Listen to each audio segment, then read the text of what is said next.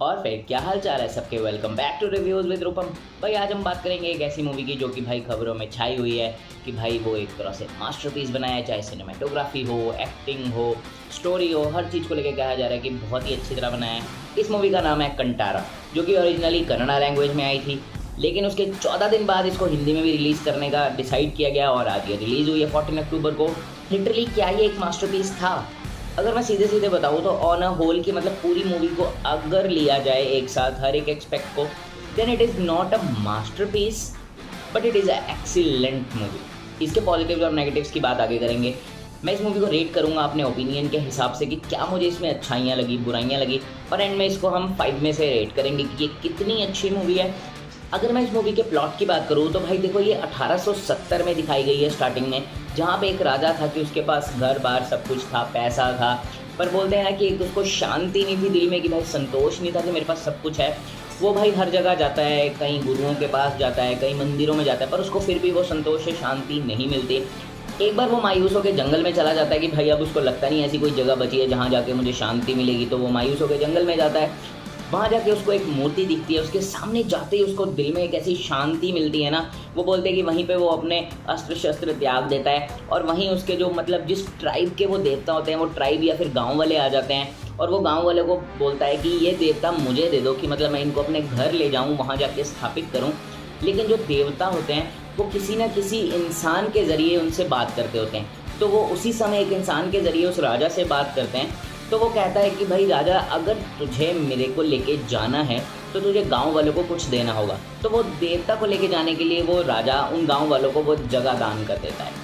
अब इसके बाद सीधा मूवी छलांग लगाती है 80-90 साल बाद। वहाँ पे जाके क्या देखता है कि भाई जो राजा का वंशज होते हैं आगे, वो ना ज़मीन लेने के बोलते हैं ना कि एक लालच आ जाता है उनमें, तो वो ज़मीन लेना चाहते हैं। तो गांव वाले एक ट्रेडिशन करते होते हैं, उनका देवता का एक स्पेशल डे होता है, वहाँ पे वो जाके उनकी पूजा करते हैं। वो देवता वहाँ पे किसी इंसान के ज़रिए उनसे बात करते हैं, तो वही देवरूप उस बंदे से बात करते हैं जो भाई वंशज होता है। कहता है मुझे ज़मीन चाहिए, पर देवता कहते हैं कि ये तो तुम्हारे जो मतलब पूर्वज है उन्होंने दान की हुई है, इसको वापस नहीं लिया जा सकता अब। बट वो मानते नहीं है, तो वो कहते हैं मैं कोर्ट जाऊंगा, ये करूंगा, वो करूंगा। तो उसके बाद मूवी भाई अच्छा खासा मोड़ लेती है।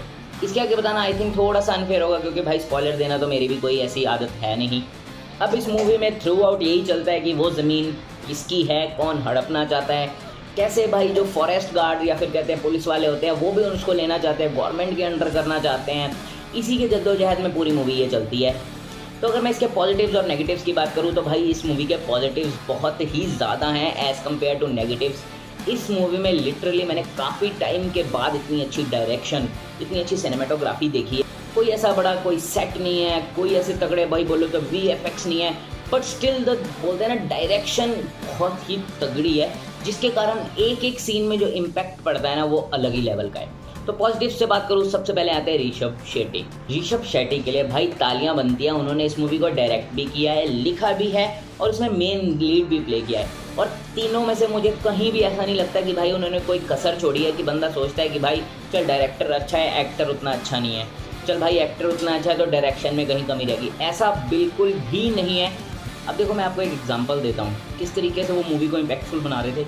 अब रात में जंगल में लड़ाई हो रही है, तो जैसे ही उनको किसी भी सीन को इम्पैक्टफुल बनाना था ना, वो क्या कर रहे थे, उसके पीछे ना बैकग्राउंड में माइनर सा ना एक ब्लास्ट कर दे रहे थे, जिसके कारण ना स्लोमो और वो लाइट माइनर सी जो उनके फेस पे पड़ रही थी ना, उससे अलग ही एक्सपीरियंस आ रहा था।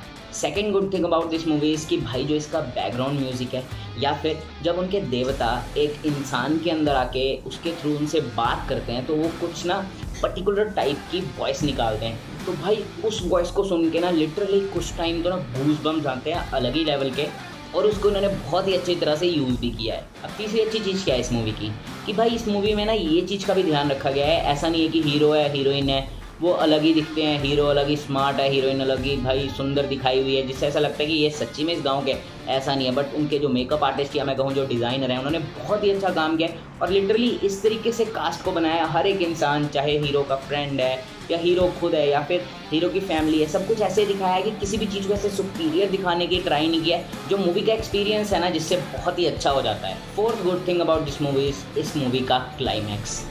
इस मूवी का क्लाइमैक्स इसकी जान है, और उसको इतनी अच्छी तरह से बनाया ना, मैं बता रहा हूँ। अब पूरी मूवी देखो, कुछ भी बुरा लगा हो, उस क्लाइमैक्स को देखने के बाद आप बोलोगे भाई ये क्या है। और उतना ही अच्छा है। और सीधे से कहूँगा ना, बहुत ही एक्सीलेंट तरीके से भाई इस मूवी को दिखाया गया है। इसका क्लाइमैक्स जो डायरेक्ट किया गया ना, बहुत ही ज़बरदस्त, चाहे म्यूज़िक का हो, सिनेमेटोग्राफी हो, बैकग्राउंड स्कोर हो, सब कुछ बहुत ही अच्छा है। और सीधे सीधे अक्षरों में कहूँगा भाई मज़ा आ गया है देख के। अगर मैं इस मूवी के नेगेटिव्स की बात करूँ तो मुझे 2 ही नेगेटिव्स दिखते हैं।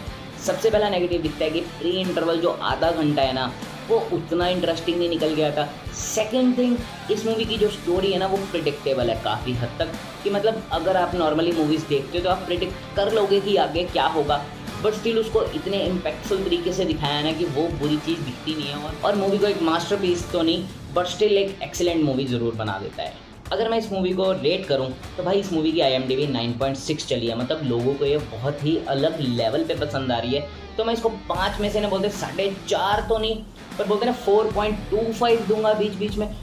जस्ट बिकॉज इसके मैं 0.75 इसलिए काटूंगा। एक तो मूवी थोड़ी सी प्रिडिक्टेबल है, और दूसरी चीज़, अगर वो प्री क्लाइमैक्स सीन थोड़े से और इंटरेस्टिंग बनाए गए होते ना, तो भाई ये मूवी गजबी लेवल की हो जाती। अगर मैं इस मूवी को कंक्लूड करूँ तो सबसे पहली बात तो यही कहूँगा, it is a must watch movie. आप जाके देखो, और अगर पॉसिबल है तो थिएटर्स में जाके देखो। इसके सिनेमेटोग्राफी का जो एक्सपीरियंस है ना, बहुत ही गजब है। और कंक्लूड करूँगा, कास्ट ने बहुत अच्छा काम किया है, ऋषभ शेट्टी ने गजबी काम किया है। डायरेक्शन हो या फिर एक्टिंग हो, सब कुछ बहुत ही सही किया है। राइटिंग थोड़ी सी और इंटरेस्टिंग होती तो और मज़ा आता, बट स्टिल इस मूवी को एक बार देखना तो ज़रूर बनता ही है। अगर इस वीडियो का कंटेंट आपको अच्छा लगता है तो ज़रूर जाके एक लाइक दीजिए, सब्सक्राइब कीजिए for this type of reviews और अपडेट्स, या फिर अर्निंग्स के लिए मूवीज़ की।